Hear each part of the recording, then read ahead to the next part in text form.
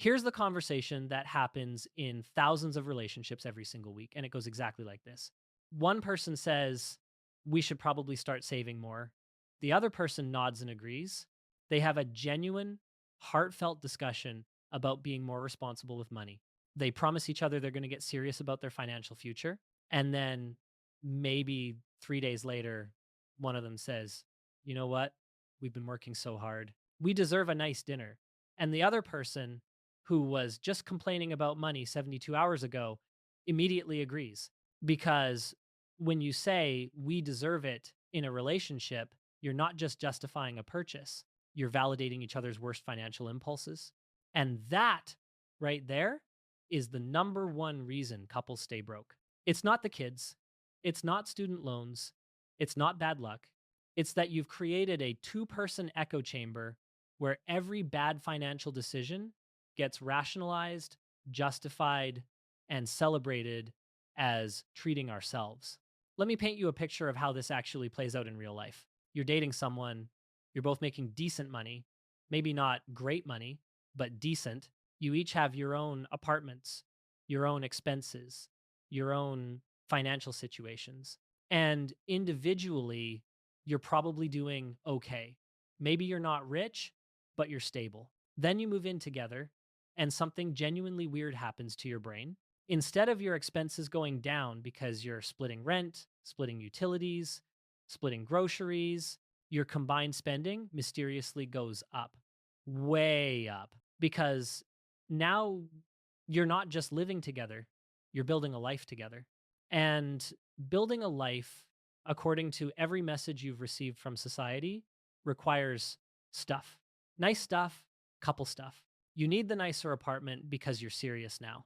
You need the better furniture because this isn't college anymore. You need the matching sheets, the good dishes, the coffee maker that costs more than a used car. You start eating out more because cooking feels like a chore when you're both tired from work. You upgrade both your cars because his was too small and hers was too old. You take vacations because experiences matter more than things, right? And suddenly, two incomes that should equal financial stability somehow equal even more broke than when you were single. Here's what's actually happening. And this is where it gets psychological. When you're in a relationship, especially a serious one, every spending decision becomes a referendum on the relationship itself. If one person suggests cutting back, the other person hears, you're not worth spending money on. If one person wants to skip the expensive vacation, the other hears, you don't value our time together. If one person drives a paid off 2015 Civic and suggests the other person shouldn't finance a new car, it becomes a fight about trust and judgment and whether you think you're better than them. Money stops being about math and becomes about love, validation, commitment, and worth. And in that environment, making the financially smart decision feels like being the bad guy. Like you're the one ruining everything. Like you're choosing money over the relationship. Let me show you what this costs in actual numbers, because this is where you need to get angry. The average wedding in America costs over $30,000. And that's just the wedding, not the engagement ring, not the honeymoon, not the combined bachelor and bachelorette parties that now apparently involve flying somewhere for a weekend. You're starting your marriage $30,000 in debt, or more realistically, $30,000 deeper in whatever debt you already had, because according to recent data, the average American already carries $104,755 in total debt. Then you buy a house together, because that's what married couples do, even though neither of you could afford a house alone. So you stretch your budget to the absolute maximum. The median household income in the United States is $83,730. And you're buying a $450,000 house because the real estate agent and the bank and both sets of parents and everyone on HGTV says you can afford whatever the bank will lend you. Then you both need reliable cars for your commutes, and reliable apparently means new. So now you've got two car payments averaging $748 a month each. That's $496 a month just in car payments, almost $18,000 a year going to two depreciating assets. Then you furnish the house, then you landscape the yard because the neighbors' yards look nice, then you renovate the kitchen because the one that came with the house is outdated. And through all of this, through every single spending decision, you're enabling each other, you're validating each other, you're saying, yes, we deserve this to every impulse. Because saying no feels like you're being cheap or unromantic or not invested in building your life together. But here's the thing, nobody tells you about relationships and money. Love doesn't cost anything.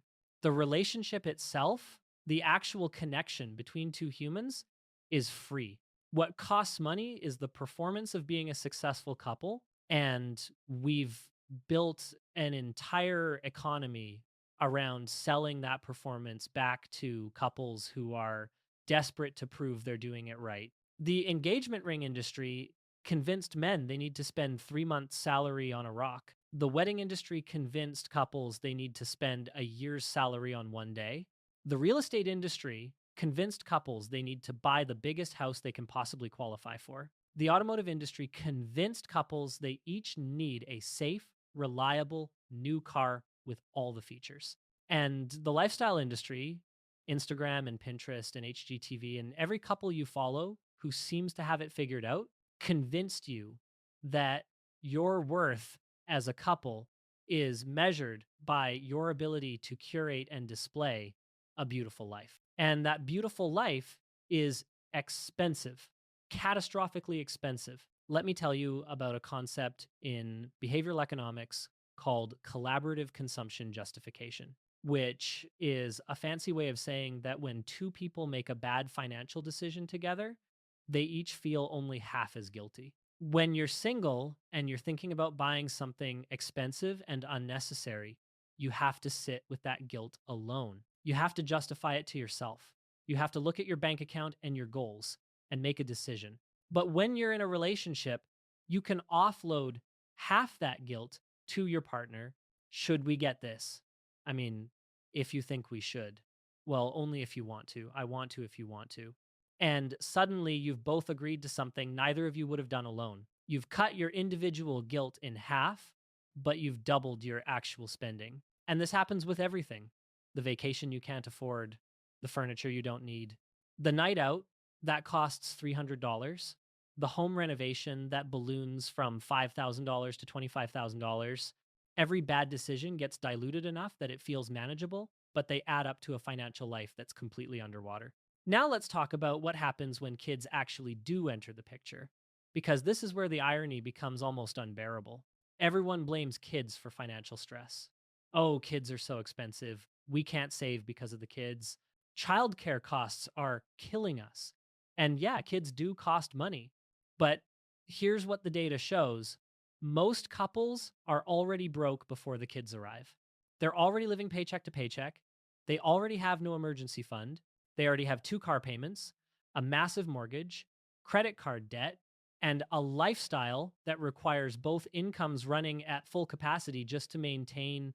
The kids don't break the system. The kids just expose that the system was already broken.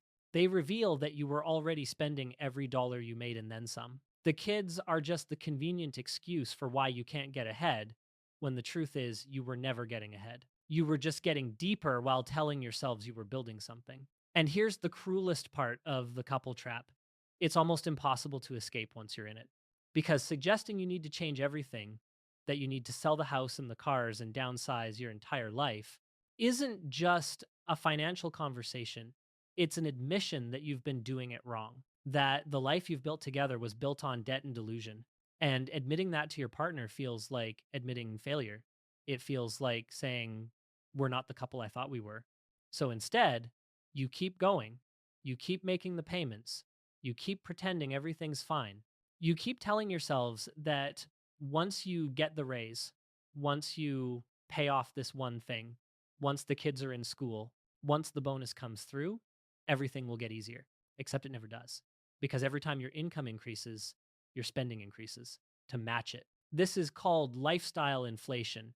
And it's how couples making $150,000 a year can feel just as broke as couples making $60,000 because the more you make, the more you spend. The nicer the neighborhood, the more expensive the cars, the pricier the vacations, the better the restaurants. And you're still living paycheck to paycheck, just at a higher price point with more to lose. Let me walk you through what the alternative looks like. Because I know right now this feels hopeless. Like there's no way out without blowing up your relationship. But here's the thing, the couples who actually build wealth, who actually achieve financial freedom, are the ones who get weird together, who opt out of normal together, who make the active decision that they care more about freedom than appearances.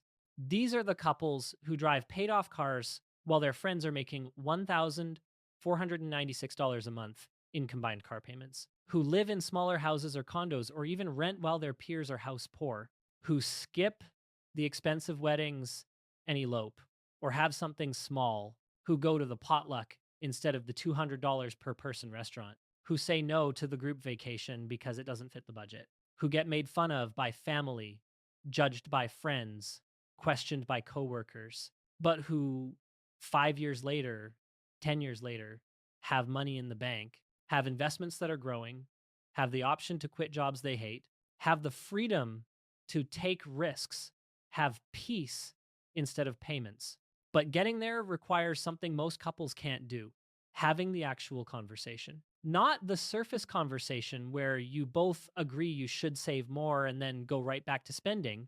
The real conversation, the uncomfortable one, where you pull up your bank statements and your credit card statements and your loan balances and you look at the actual numbers together, where you admit that the house is too expensive, that the cars are too expensive, that the lifestyle is too expensive, where you acknowledge that you've been lying to yourselves about what you can afford, where you decide together that you care more about building actual wealth than maintaining the appearance of wealth.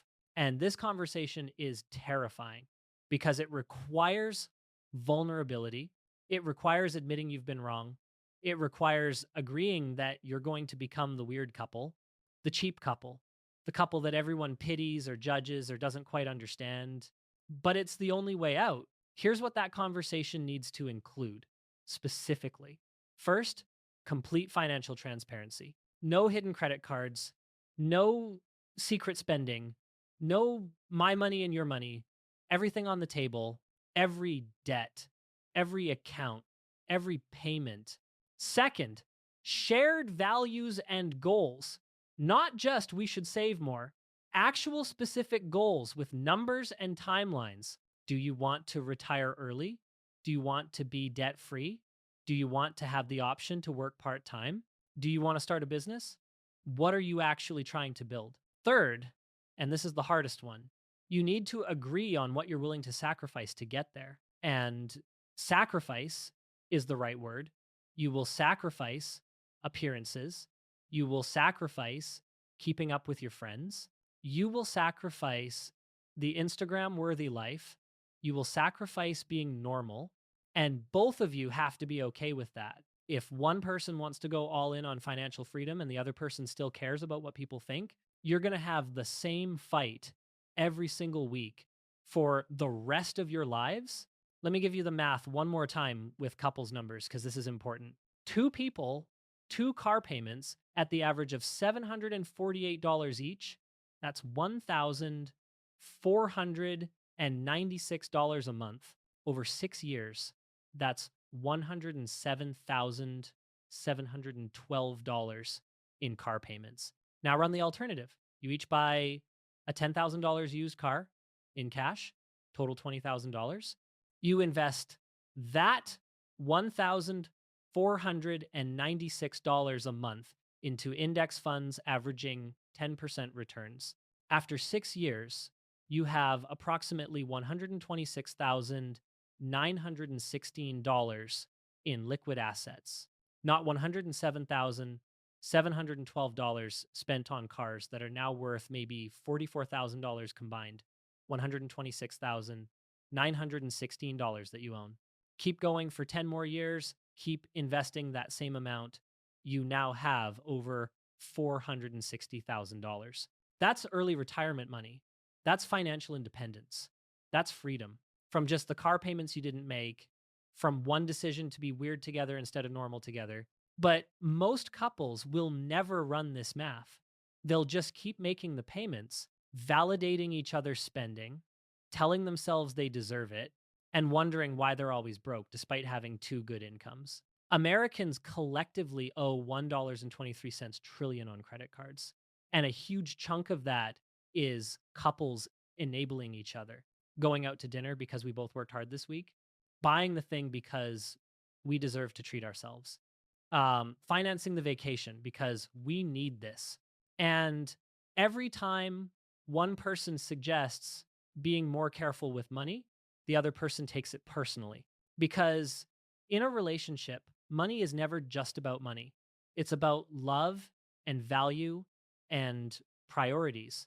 And whether you care more about the relationship or the bank account, and the answer somehow always ends up being the relationship, which sounds romantic until you realize that choosing the relationship apparently means choosing debt, choosing stress, choosing to stay broke together. Because being broke while maintaining appearances feels better than being weird but financially stable. The final thing I need you to understand is that this isn't about blame. It's not about one person being the spender and one being the saver. It's not about whose fault it is. It's about the system you've created together where bad financial decisions are easier than good ones. Where saying yes feels like love and saying no feels like rejection. Where every spending decision is wrapped in so much emotional baggage that you can't see it clearly. The only way to fix it is to agree together to unwrap that baggage, to separate money decisions from love decisions, to understand that driving a cheaper car doesn't mean you love your partner less, that living in a smaller house doesn't mean you're less committed, that skipping the expensive vacation doesn't mean the relationship matters less. It means you're prioritizing freedom over appearance, reality over performance, the actual relationship over the display of the relationship. And that's what wealthy couples, not the ones who look wealthy, that's what they figured out. They got weird together, they opted out together, they stopped trying to impress everyone else and started building something real. Something that doesn't require payments, something that generates peace instead of stress, something that gives them options instead of obligations. Stop trying to look rich, start getting free,